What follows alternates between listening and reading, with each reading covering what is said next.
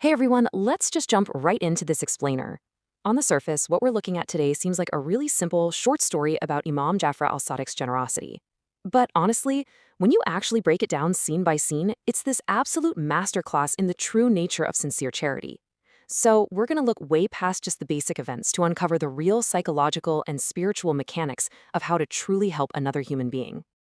Okay, to really feel the stakes here, we've got to set the scene. Picture this. You're in Medina, and the sun is just going down. Right there by the side of the road sits a weary traveler. And he isn't just a little tired. The guy is completely, utterly exhausted and hungry. The narrative totally isolates him. By placing him right there at the edge of the road at sunset, it creates this heavy atmosphere of sheer vulnerability. The daylight is literally fading away, and with it, any immediate hope of finding a solution. It's a really powerful starting point, right? It just immediately pulls at your empathy. Now, what's totally fascinating here is how this specific trinity of lack creates an incredibly volatile situation. Think about it. No food means your body is just depleted. No money means you have zero resources or agency to fix that depletion. But that third point, no one to help, that is absolutely the most devastating part. It represents total social isolation. When a person is hit with all three of these at the exact same time, their human dignity becomes so fragile. You're entirely at the mercy of your environment and whoever happens to walk by. It's the kind of situation where pride just snaps and dignity is so easily lost. The source actually points out that the Imam's face isn't shown in this visual narrative. We only see his dignified clothing and his kind gestures. But the absolute most crucial detail, he quietly walked toward him. Let's unpack that for a second. When someone is in a super vulnerable state like that, a loud, grand, or very public approach can feel incredibly threatening or honestly just humiliating. By deliberately choosing to approach quietly and peacefully, the Imam instantly sets the stage for an act of charity that avoids any kind of spectacle.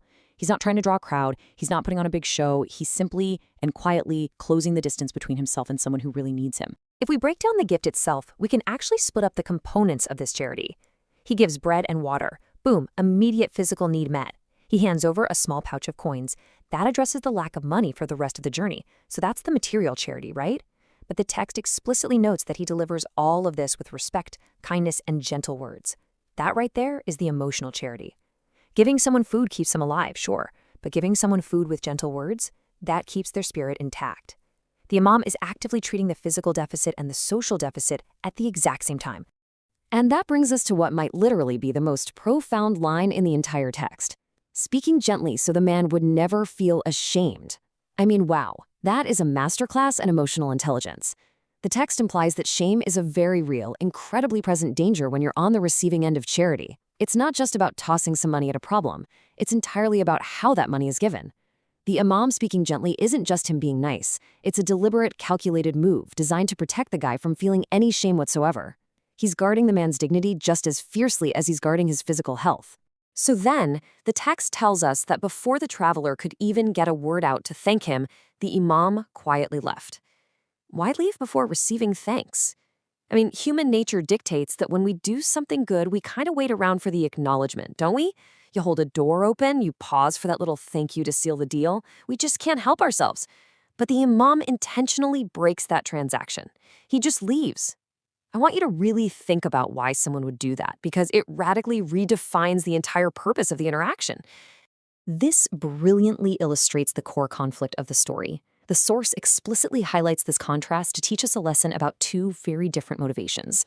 On one hand, you have performative charity, the kind driven by chasing people's praise, social standing, or gratitude. But on the other hand, you have the Imam's quiet kindness. The text makes it clear this is rooted in sincere charity that seeks only Allah's pleasure. By walking away before the thank you can even be spoken, the Imam proves this was never about him. He didn't need the traveler's validation, and he absolutely did not need the validation of anyone else who might have been watching. Let's carefully unpack this exact definition the text gives us at the end. True greatness isn't about your wealth or your status. It's shown through humility, kindness, and, here is the absolute kicker, helping others without expecting anything in return. Not a single thing. No money, no favors, not even gratitude. The source material is essentially telling us that true greatness requires a 0% expectation of a return on investment. The simple act of giving, that is the completion of the act. There's no secondary hidden benefit you're trying to extract from someone who's vulnerable.